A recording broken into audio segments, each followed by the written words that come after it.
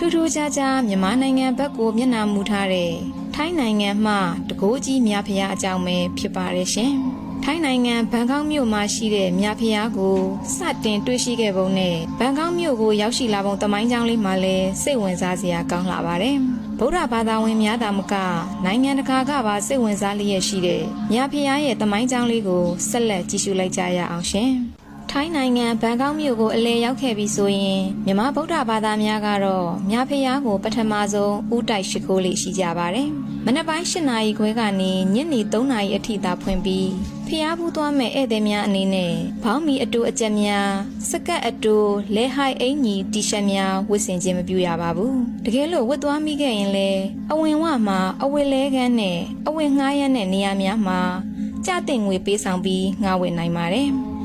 ဖျားဝန်းပြေးပမှာလဲစပန်သားဘောင်းမီရှည်များကိုရောင်းချပေးနေတဲ့အတွက်ဧည့်သည်များအနေနဲ့အဆင်ပြေစွာဝယ်ယူဝတ်ဆင်နိုင်ပါတယ်။ဒီမြဖျားဟာနောယထာဘရင်ကိုတီဟိုဘရင်ကလက်ဆောင်ဆက်တာထားပြီးပကန်းကိုအပို့လမ်းမှာမုံနိုင်မိပြီးထိုင်းကန်းကျင်မှာတင်မောဆိုင်တော့ပို့ခိုင်းသူများကကြောက်ပြီးဆက်မပို့ရတော့လို့ကုန်းလန်းကနေလာအိုနိုင်ငံကိုရောက်သွားခဲ့ပြီးလာအိုဘရင်ကတမျက်တနိုးကိုးကွယ်ထားတဲ့စင်တူတော်ဖြစ်ပါတယ်။ဒီအကြောင်းကိုတီဟိုဘရင်ကသိတော့အနောယထာဘရင်ထံအကြောင်းကြားလာပါတော့တယ်။နှစ်နိုင်ငံလုံးကဘရင်နေနဲ့မိမပြတ်ချင်းတဲ့အနောယထာဘရင်ကတီဟိုဘရင်ကိုပါဖိတ်ခေါ်ပြီးမြဖျားကိုလာအိုဘရင်ထံရေစက်ချလှူဒန်းခဲ့ပါတော့တယ်။အနောယထာဘရင်စီကမျက်နှာသာရလိုမှုကိုသာအဓိကထားတဲ့တီဟိုဘရင်ဟာအခုလိုအနောယထာဘရင်နဲ့အတူအလှရှင်အဖြစ်ရေစက်ချခွင့်ရတဲ့အတွက်ကျေနပ်တယ်လို့စစ်တိုက်ပြီးဖြစ်စေတန်တမန်လွတ်ပြီးဖြစ်စေပြန်ယူရင်အဲ့ဒီခေတ်ကအင်အားကြီးတဲ့အနောယထာဘရင်ကိုမြဖျားပြန်ပေးရမှာတေးချနေပေမဲ့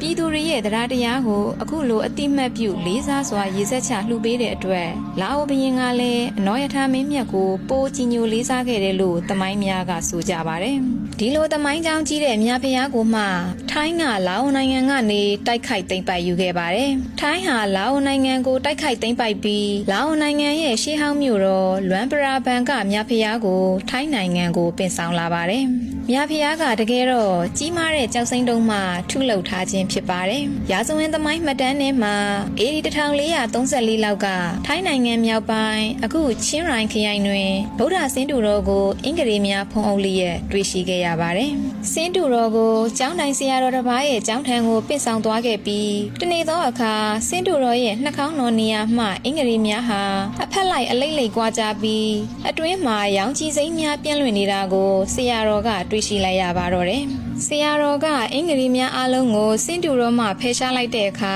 မြဖျားဆင်းတုတော်ကိုဖူးမြင်လိုက်ရပြီးဒီသတင်းကိုကြားကြတဲ့အခါလူအများကမြဖျားကိုဖူးကြဖို့စုယုံလာကြပါတော့တယ်။အဲ့ဒီအချိန်ကချင်းရိုင်နယ်ဟာချင်းမိုင်ဘရင်ရဲ့လက်အောက်မှာရှိနေပြီးဘရင်ဆန်ဖန်ကင်ကမြဖျားကိုချင်းမိုင်သို့ပင့်ဆောင်ရန်စင်းတော်ကိုလွှတ်လိုက်ပေးမယ်လေအချိန်တိုင်းတွင်စင်းတော်ကလမ်းဆောင်ရောက်သော